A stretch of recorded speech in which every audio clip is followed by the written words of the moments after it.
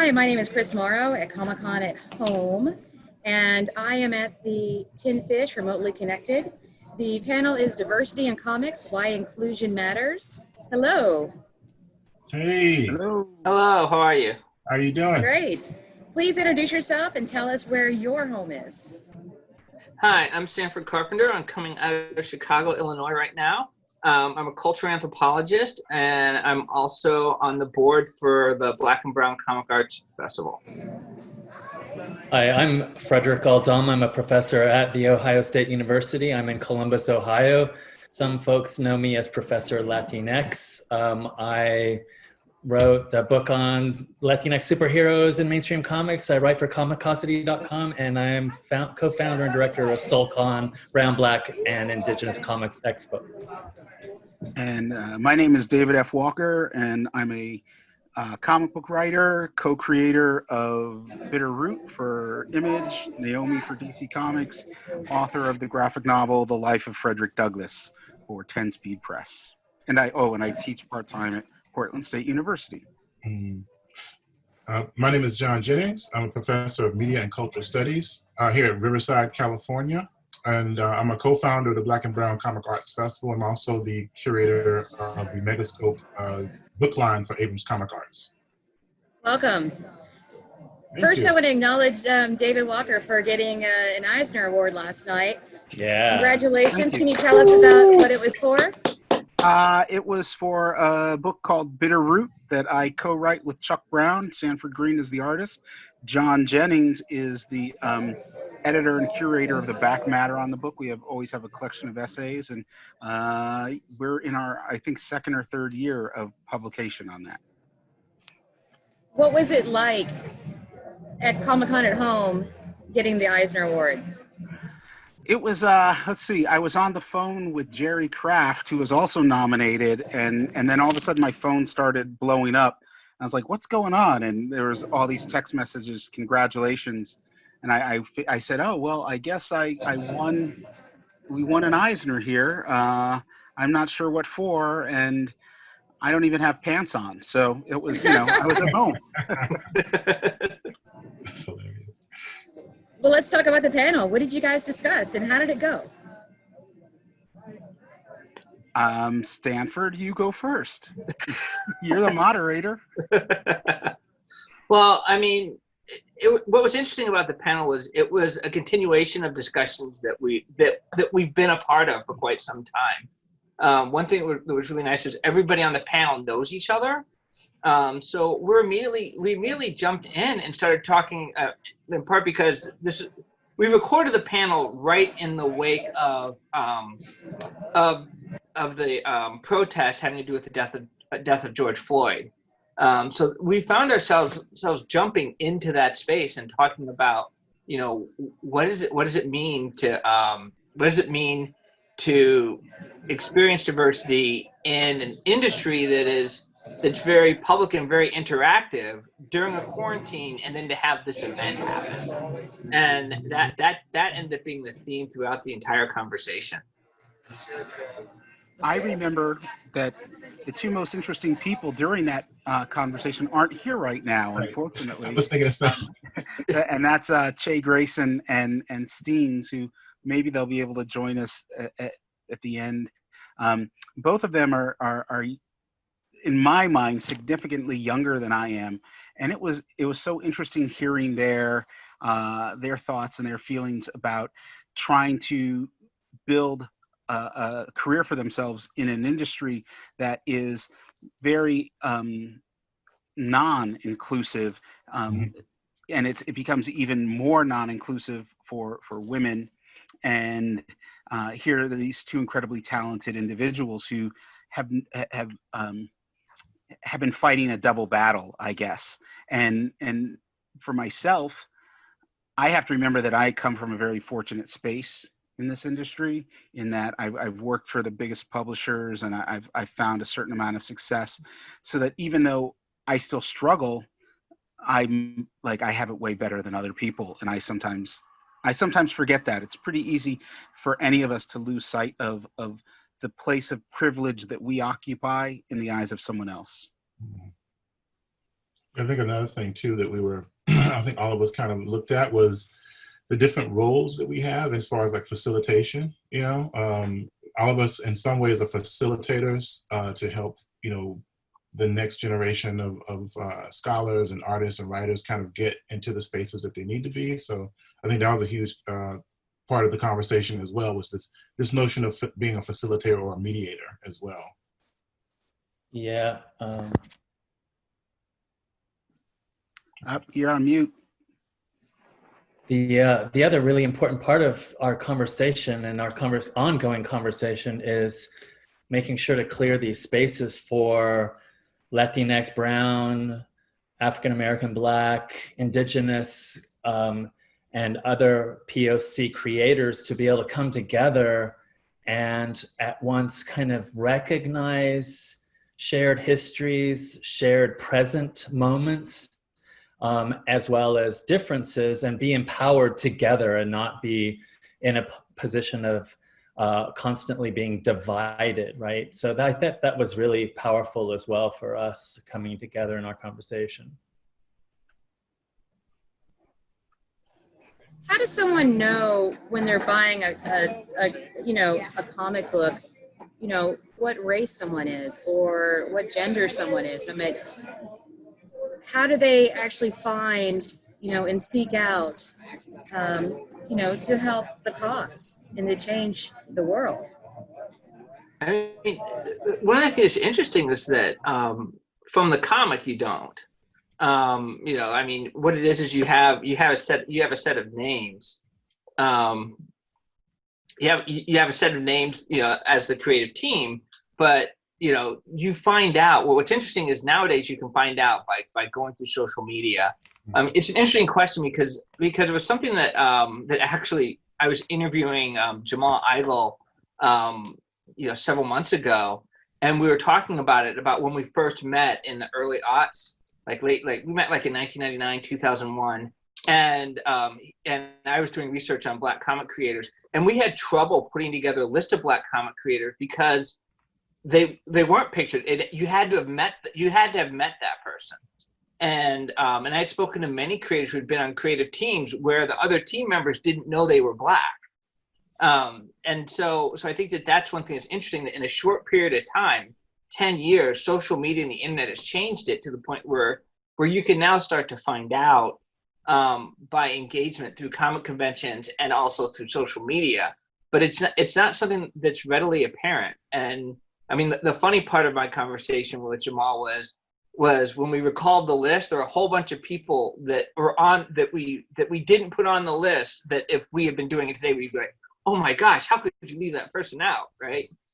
So I think that's one of the really interesting elements of comics and comic book production, because even if you go historically, there are a lot of characters that have had African Americans work on them that we just don't know about because we didn't talk about it. And it was very much a part of the industry in its early beginnings that, the publishers, they worked with these small print houses, and they may have Black people working in there, but they weren't advertising that, we have a Black guy who's drawing Blue Beetle. That wasn't something they even talked about. It happened, but it's sort of a secret history. Mm-hmm. I was going to say too, there is a database as well now. There's a comics creators of color database that was created. All of us are scholars and archivists as well, and we all actually put together ethnocentric comic book conventions. All the four of us are organizers around this particular point, and also write about just the and reach out directly to people of color who are working in the industry and kind of connect everyone. Myself, me and my friend Damian Duffy have a couple of books called Black Comics and Black Comics Returns. That essentially is a guidebook or a collection of African American creators who are working in independent comics. The other thing too is that comics are not a monolith. Like, everybody thinks comic books are like just Marvel and DC, but there's a really robust independent comics creation scene that is specifically around folk of color. So if you just do a little bit of Googling, you can find folk. So, yeah, there's a lot of word of mouth that goes on, and it's like a network going back to the social media that Stanford was talking about, I mean, my big thing is I've been trying to meet creators out of Africa, out of the continent. Ghana, Kenya, South Africa, Nigeria, they all have these burgeoning comic book scenes and animation scenes. And so I've been really digging deep because I'd like to work with some talent from over there. And, you know, it was one of those things where in the beginning, I only had 2 or 3 names, but I knew there was talent out there. And it's as much as social media and the internet has helped the comics industry move forward, there's still moments where it feels like it's still 1982 and you're just, you know, you're just figuring stuff out. It's when I was a kid growing up, other than Stan Lee and Jack Kirby, we didn't know what anybody looked like. You know, we all knew what Stan Lee looked like. We all knew what Jack Kirby looked like, but you know, none of us knew that Billy Graham or Ron Wilson or Keith Pollard were black guys. Yeah, Trevor Von Eden. So there's all these. Even now, there's once in a while I'll run into, I'd call them a veteran creator, someone that I knew when I was growing up. I knew their work, and I'm like, oh, wait a minute, you know, I didn't know this person was black. You know, at least with like a lot of Latino creators, you have a name that tells you, you know, that or hints at it. It's, oh, I'm pretty sure that the Hernandez brothers might be, you know, as opposed to, again, like a Ron Wilson or Trevor Von Eden. Who would have guessed that, you know, Trevor Von Eden's a black guy, or Dwayne McDuffie or Dennis Cowan. Mm-hmm. And for me as a kid growing up, every time I discovered that, it let me know that there was a place for me in an industry that didn't seem to have a place for me, but I knew that there was. Yeah, I understand that because even Stan Lee changed his name. Yeah. And I'm sure it was so he could be more mainstream. So did Jack Kirby too. Yeah, Jack Kirby. Most of the founding fathers, would say, in the industry, a lot of them were Jewish and first generation Americans, and Will Eisner is one of the few that kept his actual name. But some of the best, again, Stan Lee, Jack Kirby, Gil Kane, a lot of folks changed their name, a more Anglo-sounding name, because this was a time when Jews faced even more discrimination than they do now. And so comics sort of became this safe haven during the very, very anti-Semitic time of the 30s and 40s. Mm-hmm. Mm-hmm. Yeah, if I can just add something really quick too about the Latinx, the Latino, Latinas. Yeah, like David was saying, it's going to be a little bit more apparent, but I should add that very often what happens is we're usually the artists, at least in the DC Marvel spaces, and we kind of get buried. And that's a function of kind of headliner author figure spaces that we could spend days talking about. But instead of like the way mainstream propels mainstream superhero comics, at least into the mainstream space, is through one figure, and the other people get lost. Colorists, right? Letters, the illustrators, and very often that's where we are and have been historically, right? Yeah. Well, let's talk about it a little bit more from the panel. What else did you discuss? I mean, in general, I mean, there's one particular thing too, like this notion of diversity to me is like, I mean, it's hilarious to me actually. I mean, the United States is one of the most diverse spaces, you know, in the world, right? But this particular monolith of comics is still very dominated by a particular, you know, one particular type of person, or at least we think it is. And I think one of the things that popped up is like, for most of our adult years, or for most of our years, we've had to relate to people that didn't look like us, you know, like, so for instance, like, look at like Matt Murdock is my favorite superhero, Daredevil, right? So we've had to actually like do the work of relating to straight, you know, white men, you know, for like most of our lives. And now it's like, it's interesting because there's so much pushback against, you know, diverse characters, you know, with stuff like Comicsgate and other things, where like, oh my God, now I have to relate to this to this Pakistani girl, you know, you know what I'm saying? So that was something that came up in the talk as well. So. And I think that it's also, we talked about, and this goes back to a little bit what we were saying before, this responsibility that you take on in this medium and this industry I'd say like inspiring young people, letting young people know that they belong. Because when I was a kid growing up, I never really felt like that.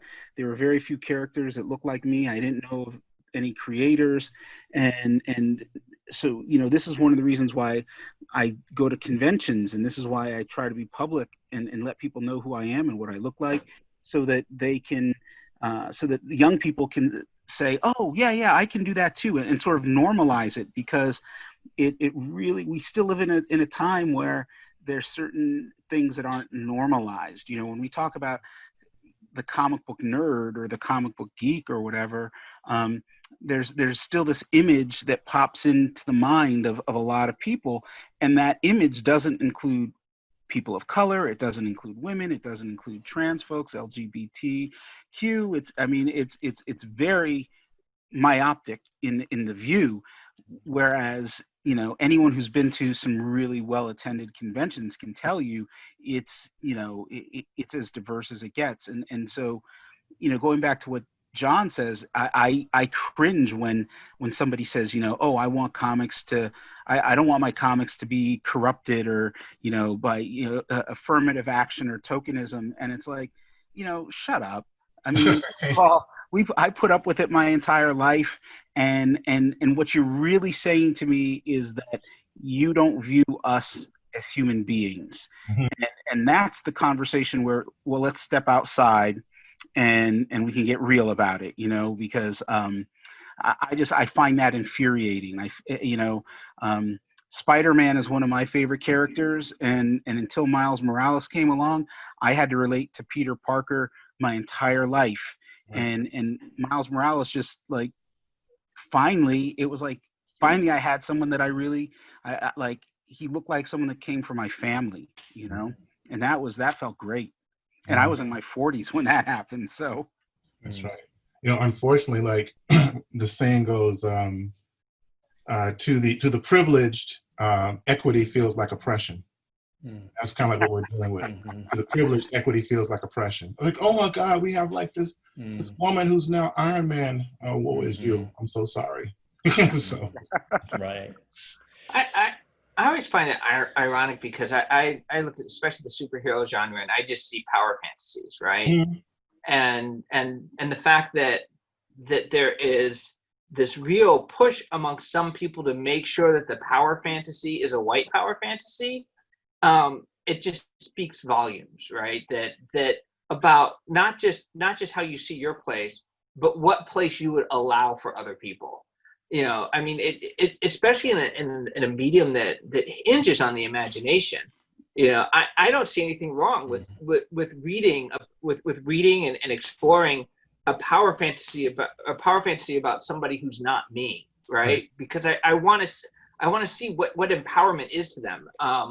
And I think that what becomes really interesting and also very ugly is when you have someone say, you know, we can have a white male power fantasy here, but we can't have a power fantasy for young Black girls. We can't have a power fantasy for Asian people. We can't have a power fantasy for Black men. We can't have a power fantasy. You know, and I think that's where it gets, to me, that's both interesting, like from an anthropological lens, but personally frightening.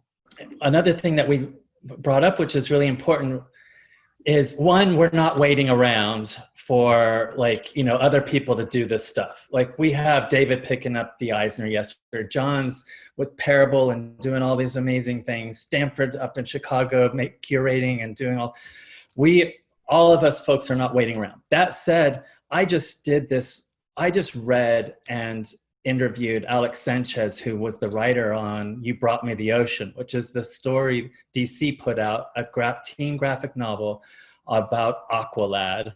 It's set in the Southwest. He's a young kid coming to terms with his sexual identity. He's very beautifully complicated and rendered. And guess what? They killed it with that story. And it's like mind-blowing. And when it does come, it comes hard and nobody can stand in the way of it. So Comicsgate, whatever, you better move over. You guys are these little fragile egos. Your time is up. It's our time. See you later. What he said. I like Yeah. that. Well, we'll leave it on that note. Thank you, gentlemen. It was a pleasure to talk with you. Thank Chris you. Morrow, Comic-Con at Home. And we miss you, and we'll see you next year. Yes. Yes. Thank you. Thank you so much. I appreciate it. Thank you. Congratulations, David. Thanks. Fantastic.